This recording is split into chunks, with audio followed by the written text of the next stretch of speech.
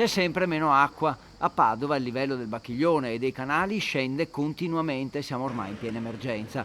E poi i detriti nei canali interni bloccano la poca acqua rimasta che non riesce a raggiungere il tronco principale. Sotto il Ponte dei Cavai, al Bassanello, ad esempio, la cooperativa Piovego cerca di liberare l'area per far scorrere l'acqua in collaborazione con il Genio Civile, competente per la gestione delle acque. Tenete conto che i canali interni sono praticamente prosciugati, quindi la situazione è grave. Ovviamente è grave dal punto di vista generale perché non sta piovendo, la soglia continua ad abbassarsi intorno ai 10 centimetri al giorno, Sono tanti. che sono tanti, quindi si tratta di una situazione emergenziale e stiamo interloquendo con il Genio Civile che appunto ha la competenza su questo tema e che è qui anche oggi in sopralluogo per capire come intervenire.